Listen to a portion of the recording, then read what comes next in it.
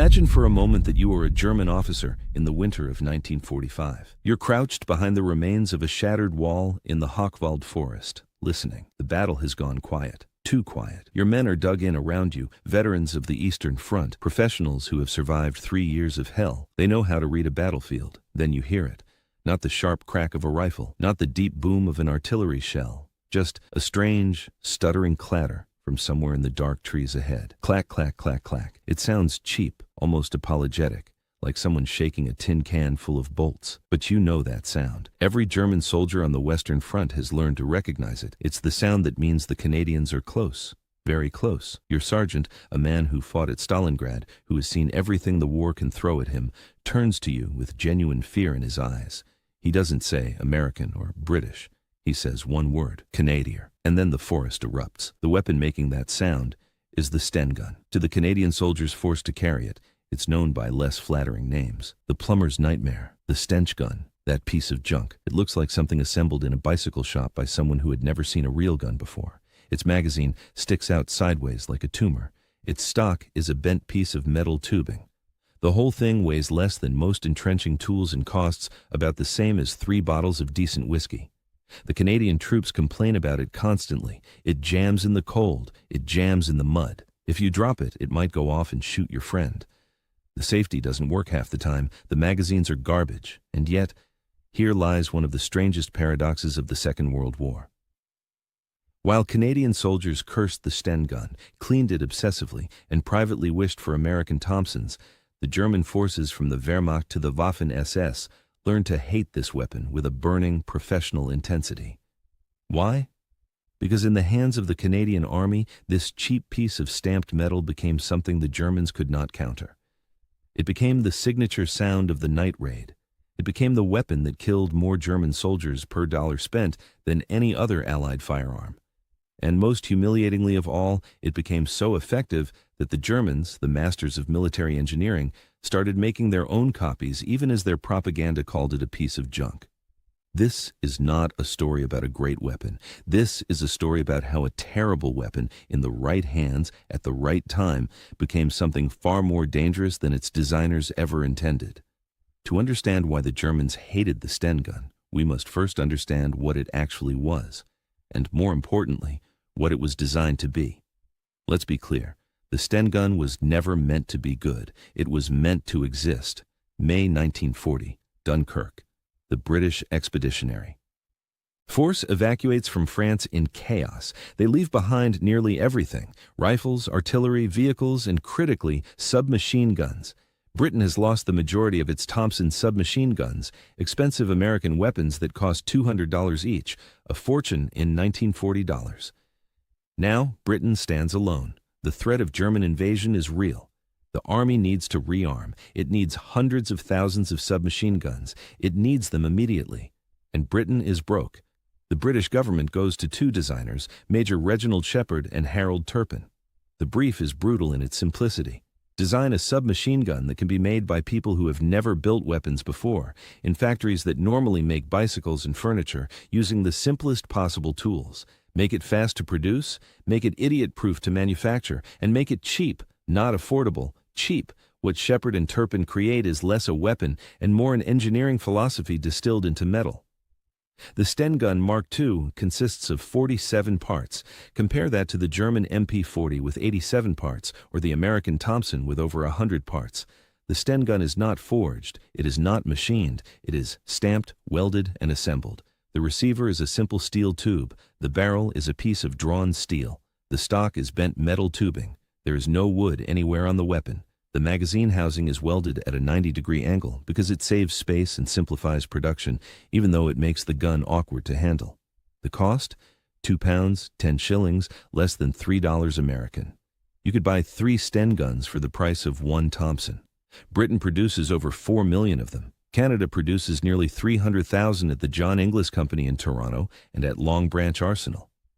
By 1943, the Sten gun has become the standard weapon of British and Canadian infantry sections. But here's the thing about building a weapon this cheap, this fast, with this little quality control. It doesn't work very well. The Sten gun jams, constantly. The magazines, manufactured by dozens of subcontractors with no standardized tolerances, are the primary culprit.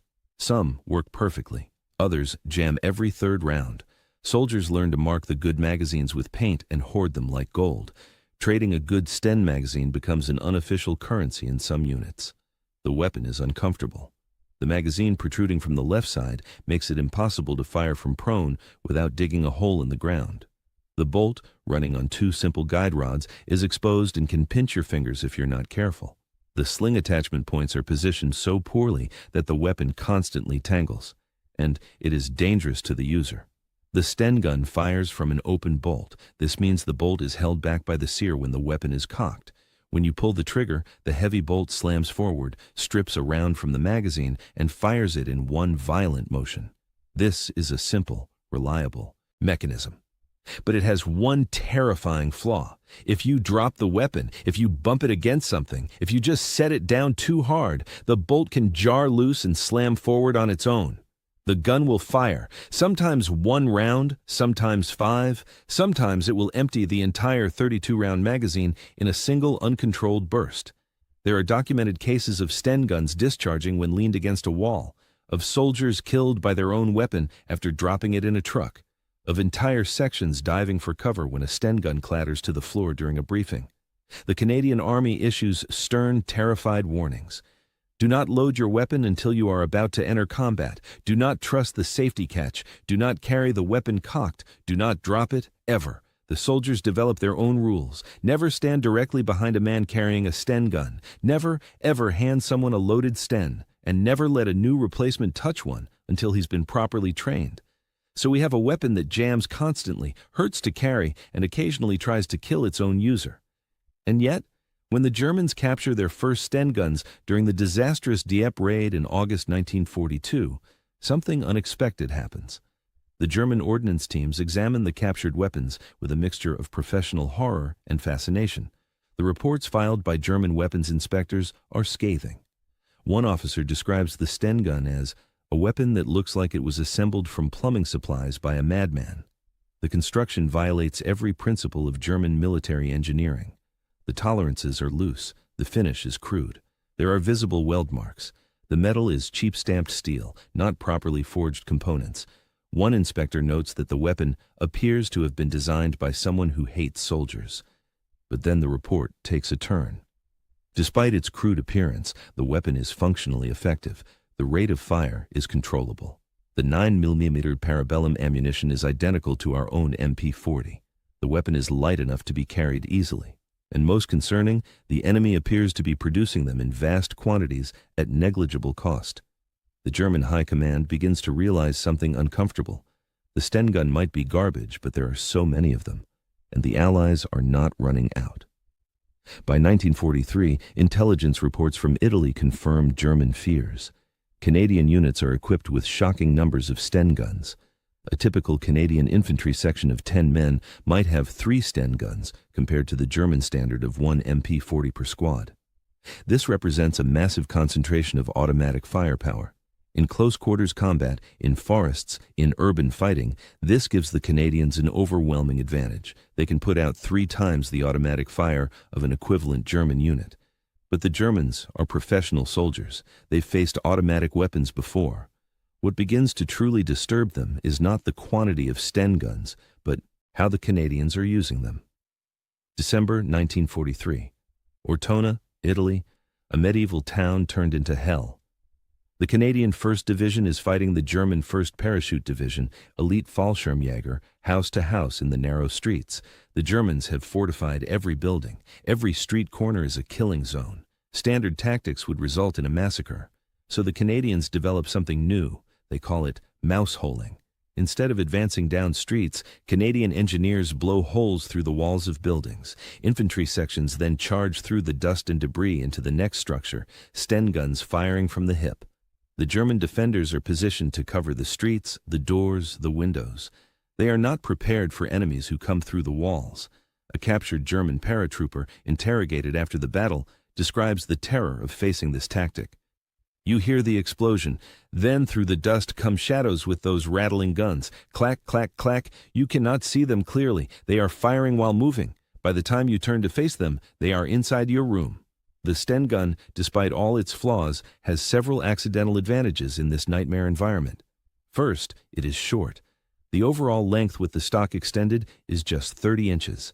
In the cramped confines of ruined buildings, this makes it far more maneuverable than a rifle or even the German MP-40. Second, it is light. At just over 6 pounds, a soldier can carry it in one hand while throwing grenades with the other, or while climbing through rubble. Third, and this is what the Germans hate most, the Sten gun's rate of fire is relatively slow for a submachine gun. About 500 rounds per minute compared to 800 for the Thompson. This makes it controllable during full auto fire. A trained Canadian soldier can fire accurate bursts while moving, while turning, even while falling. The Fallschirmjäger, hardened veterans who jumped into Crete and fought in North Africa, find themselves outgunned in close quarters by an enemy with inferior equipment but superior tactics. A German after-action report from Ortona, captured after the war, contains a passage that German historians still find embarrassing. The Canadian use of automatic weapons in urban combat is extremely effective. Their crude submachine guns, while mechanically inferior, are wielded with a competence that suggests extensive training. Recommendation: do not engage Canadian infantry in confined spaces. It is a polite way of saying, these men with their junk guns are beating us. But it is in Normandy in the summer of 1944 where the German hatred of the Sten gun becomes personal. The 3rd Canadian Infantry Division lands at Juno Beach on D-Day. They face the 716th Infantry Division and elements of the 21st Panzer Division. The fighting is brutal. But it is in the weeks that follow, in the claustrophobic hell of the Norman hedgerows, that the Sten gun earns its reputation. The hedgerows of Normandy are ancient earthen walls topped with thick vegetation. They create a maze of small fields, each one a potential killing ground. Visibility is measured in yards. Battles are fought at ranges where you can see the enemy's face. The Canadians, advancing south from Juno Beach toward Caen, run headlong into the 12th SS Panzer Division Hitlerjugend. These are fanatic teenagers, the elite of the elite, raised on Nazi ideology and trained to fight to the death. The fighting becomes savage. The SS execute Canadian prisoners. The Canadians, in turn, stop taking prisoners. It becomes a war of mutual annihilation, and in this war, the Sten gun becomes the weapon of the night. Here's why this matters. The Sten gun, for all its flaws, has one accidental advantage that no one at the design stage considered. It is relatively quiet, not silent, not suppressed, but quiet. The Sten gun uses a simple blowback mechanism. There is no gas system, no complex bolt action. Just a heavy bolt, a spring, and a fixed firing pin. When the weapon fires, the muzzle blast is surprisingly subdued compared to other weapons. The 9mm Parabellum cartridge, already less powerful than rifle rounds, produces a sharp crack, but not the thunderous boom of a .45 Thompson or the distinctive crack of a rifle. In the darkness of the Norman hedgerows, this matters enormously. The Canadians begin conducting night raids. Small teams of 3 or 4 men, heavily armed with Sten guns, slip through the German lines after dark. They move silently. They wait. And when they find a German position, a foxhole, a machine gun nest, they open fire at point-blank range. The sound of a Sten gun firing in the dark is difficult to locate. The stuttering clatter, clack, clack, clack, echoes off the hedgerows. By the time the Germans figure out where the firing is coming from, the Canadians are already gone, melting back into the darkness. A German soldier from the 12th SS, captured near Carpiquet airfield, describes the psychological impact during his interrogation. The transcript still exists in British archives. We could never rest at night. You would hear movement in the hedge, then that sound, clack, clack, clack, then screaming, then silence, then more movement from a different direction. We called them the Gespenster, the ghosts. We were more afraid of the nights than the days. The interrogator notes that the prisoner specifically mentioned that sound, meaning the Sten gun. It had become, in the minds of the Hitlerjugend, synonymous with death in the dark. But there's another element that drives German hatred of the weapon, something that goes beyond tactics and enters the realm of psychological warfare. The Sten gun fires 9mm Parabellum ammunition. This is the standard German pistol and submachine gun cartridge. This was a deliberate choice by British designers. It meant that resistance fighters in occupied Europe could use captured German ammunition, but it created an unexpected effect on the battlefield. When German soldiers found their dead, they often could not immediately tell if they had been killed by their own side in the confusion of combat or by the enemy. The bullets were identical. The wounds were identical. This created a paranoia that eroded unit cohesion. In the chaos of a night firefight with multiple weapons firing, German soldiers began to hesitate before shooting at shadows, afraid of hitting their own men. And the Canadians, pragmatic as always, quickly learned to use captured German ammunition. MP40 magazines could be modified to fit the Sten gun with minor filing. German ammunition pouches could carry Sten magazines. Some Canadian soldiers went into battle carrying more German ammunition than British. This meant German soldiers were being killed with their own bullets, fired from a weapon they had learned to recognize and fear. The psychological impact was profound. It was not just that they were losing, it was that they were losing to a weapon they knew was inferior, using ammunition they had brought to the battle themselves. By late 1944, the German military begins updating their field manuals. A captured training document from early 1945 contains a section on Allied weapons. The entry for the Sten gun is revealing. Enemy submachine gun, identifiable by side-mounted magazine and distinctive firing sound, effective range 50 meters, known to be unreliable and prone to jamming. However, the enemy clears malfunctions rapidly. Do not assume a stopped weapon indicates the soldier is disarmed. Do not approach. It is a warning written in blood. Too many German soldiers, seeing a Canadian struggling with a jammed Sten gun, had assumed the man was helpless. They were wrong. A trained Canadian soldier could clear a Sten gun stoppage in less than 10 seconds. Magazine out, bolt back, clear the obstruction, reassemble, ready to fire.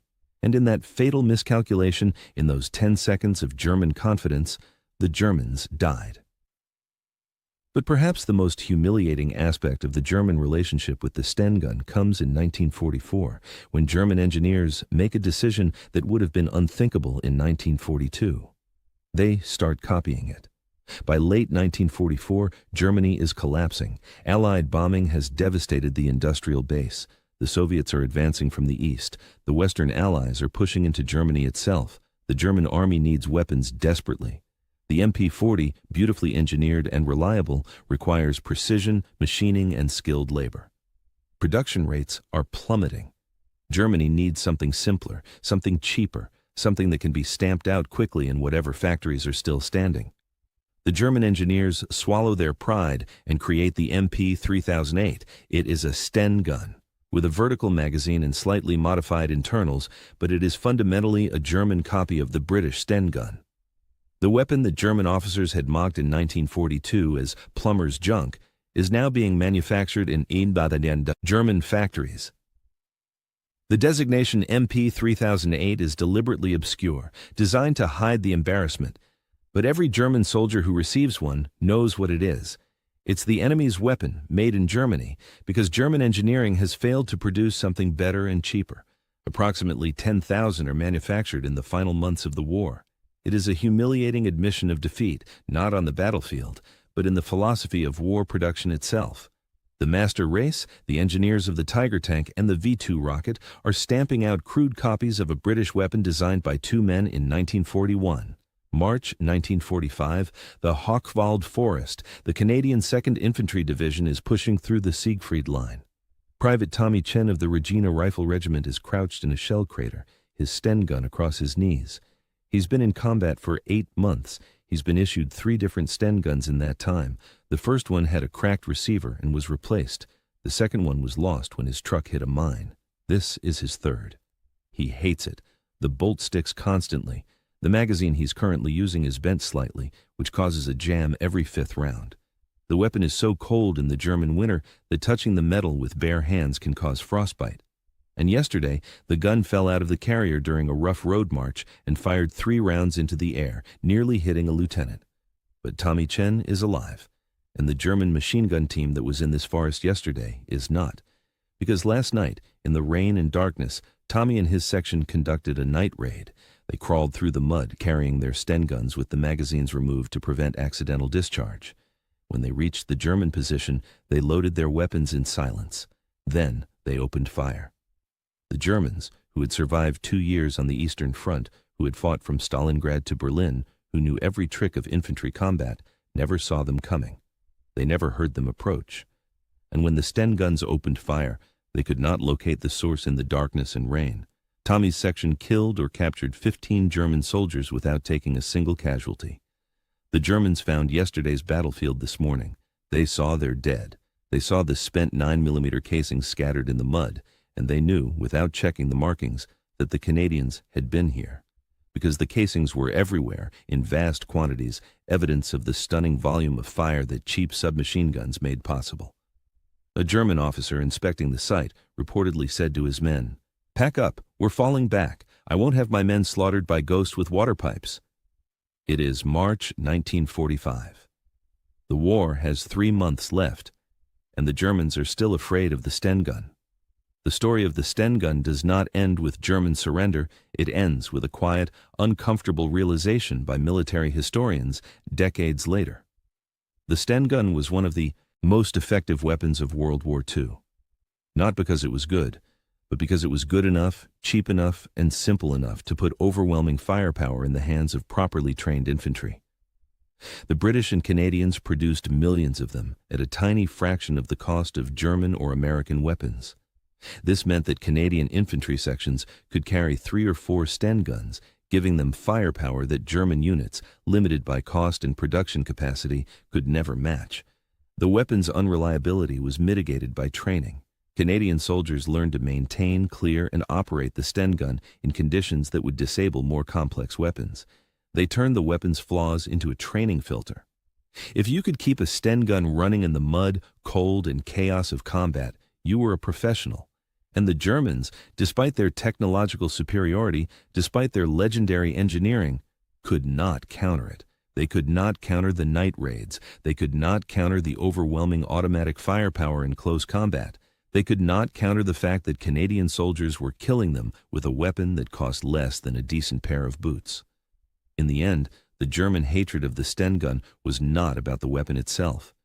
It was about what the weapon represented. It represented the fact that Germany, for all its engineering genius, could not win a war of production against nations that valued practicality over perfection. It represented the fact that cheap, simple, mass-produced weapons in the hands of well-trained soldiers could defeat expensive, complex weapons in the hands of increasingly desperate conscripts. And it represented the bitter truth that the Germans had learned from the Canadians in Italy, Normandy, and the Rhineland. Sometimes the best weapon is not the one that looks the best or shoots the straightest. Sometimes the best weapon is the one that puts bullets down range when you need it to, regardless of how ugly, uncomfortable, or crude it might be. The Sten gun was all of those things. Ugly, uncomfortable, crude, unreliable, dangerous to its own users, but in the hands of the Canadian Army it won battles. And that is why the Germans hated it, not because it was good, but because it was good enough, and in war, good enough is all that matters.